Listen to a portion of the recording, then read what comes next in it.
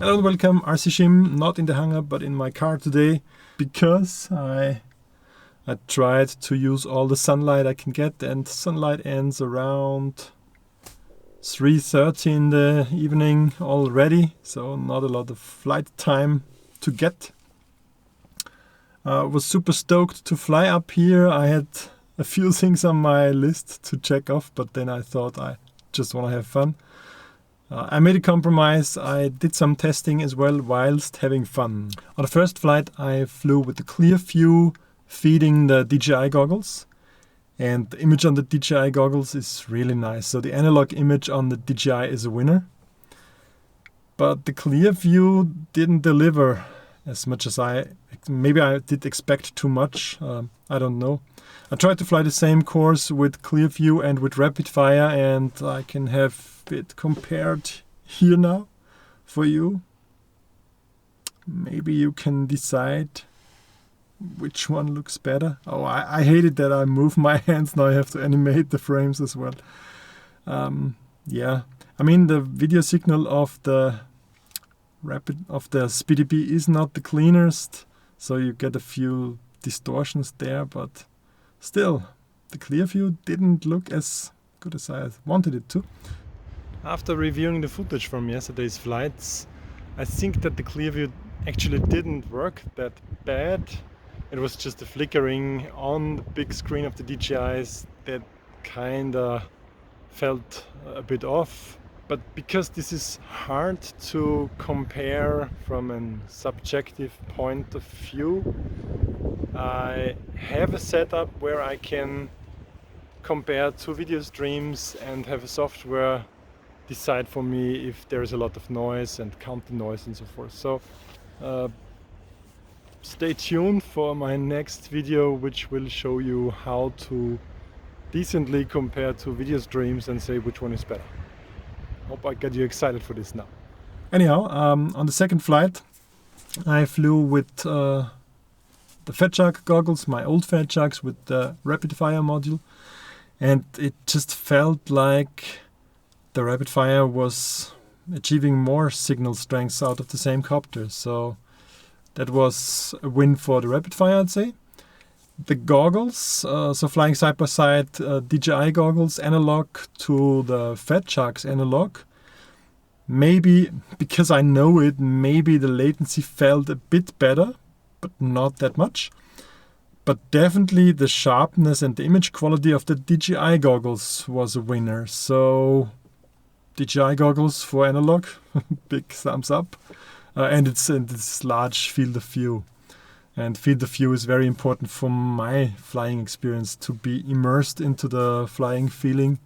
It's not super important maybe for racing or for other kinds of flying, but for what I like on flying, immersion and not immersion at sea, but immersion as to immerse into the video is a big factor. Speaking of this, my third flight was with the AOMWay Commander V1S, the cheap version of the AOMWay goggles. It's an all-in-one packet. It has a good diversity receiver, and once again this diversity receiver here didn't perform any worse than the Clearview. Maybe the Clearview only excels in extreme multipassing environment. I have this in my other test. But the one major issue that I as a pilot have with the Commander goggles is the tiny field of view. It's 32 degrees of field of view. It's better though than the EV100Ds that I reviewed. So I'm not sure about the pricing. I heard they are as low as 130 euros, or call it $150. Maybe then they are a good way to get into the hobby without spending too much. I cannot really recommend you them, but yeah, it's for you to decide if you want to stay analog and get cheapos like this. As I said, the DVR and all worked quite nice. And then I switched to DJI goggles again with the digital downlink because I wanted to test this antenna orientation. As many people also suggested to have the patch antennas on up and down ports, so on the side ports, and on the other side the two stubbies. I should try this. And I'm really sorry I didn't compare it super scientifically like in my last test. This versus the other orientation I had in my last test. I just had a blast flying with it. And I even flew like really far out with 25 milliwatt.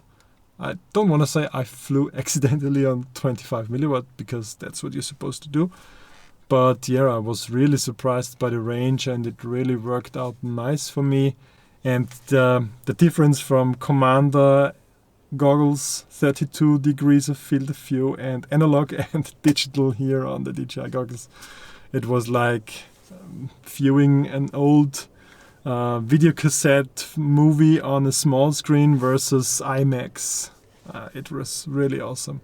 As the sun set, I still had a bit of light available, and I was amazed at how good I can fly in low light with the DJI goggles. I mean, I have to review the air unit footage, but while flying it looked really good, sharp, and it's totally different experience.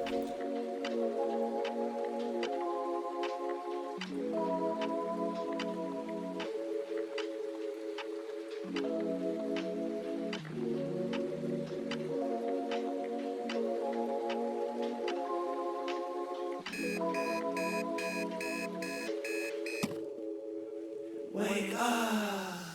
See the sky, see the clouds amongst the sun. See the day for everything it could be. Stop treading on that snooze button. Run. Wake up. Open your eyes and see everything it was and is and will be all at once. See the truth, don't hide from others' love. Bask inside that alarm clock bug. We metaphysical. I alone am 10 people on the blunt. It's a physical. You're always dying and your death has yet to come. Open your eyelids. Swear outside of this lucid dream will come a silence. So keep dreaming, babies, and stay woke. But keep scheming, babies. Oh shit, it's a tidal wave of iPads. And an alt-right pirate with an eye patch. And a libtard cyclops that won't shut up about his climax. A boy with daddy issues on a shock value tirade. On a cotton candy island with a native speaking diaphragm. My self-hatred's on a subconscious rampage. While I'm naked giving speeches from the boys who have a man cave. Keep falling out my page while I'm ranting. This is Sitcom TV ending. This is Sitcom TV ending. Wake up. See the sky, see the clouds amongst the sun. See the day for everything it could be. Stop treading on that snooze button. Run. Wake up. Open your eyes and see everything it was and is and will be all at once. See the truth, don't hide from others' love. Bask inside that alarm clock bug. Wake up. So to sum it up for you, if you are in a buying decision and found my video through this, should you invest 150 here and some in the video TX and get it started for like $250? I would recommend save your money, save a bit longer, and try to buy these here. As others said, even if you plan to still fly in analog or get cheap analog video TXs and use them just analog mode, they are a good upgrade then once you fly a lot and decide to go with the digital system. You buy the air units and have a really nice flying experience. So that's really what FPV for me should be. A carefree solution, a really good range, really good video downlink.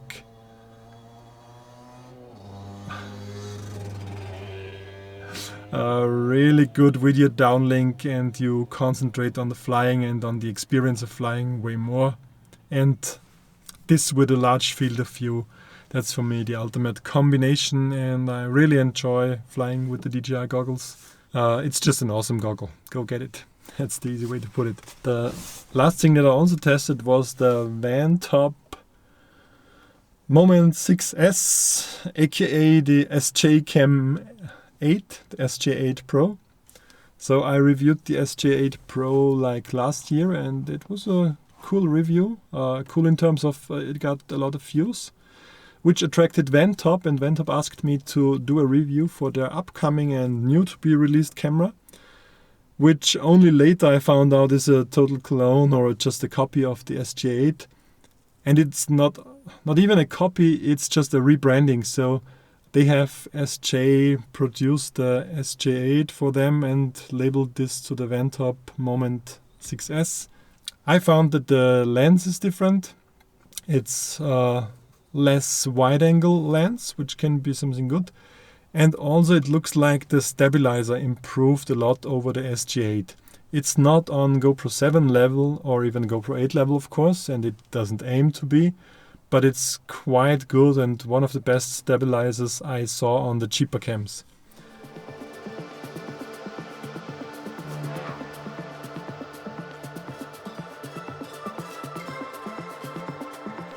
Comparing the SJ8 to the VANTOP, I also found out that the SJ8, while I didn't use it that much because I had the GoPro 7, while I didn't use it that much, it already doesn't work that well anymore. And I heard a lot of rumors of freezing SJ8s and SJ8's not so good quality.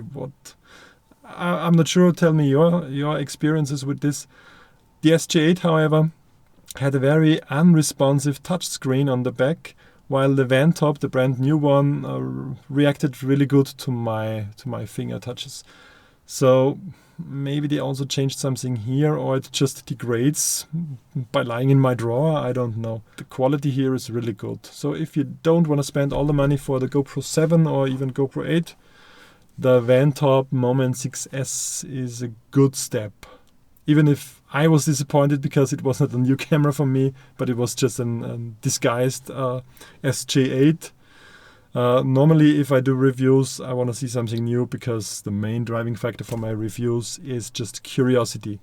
I'm also sorry that the VANTOP didn't get more of a review or more light for the flight footage. Flight footage, in my opinion, looks pretty nice.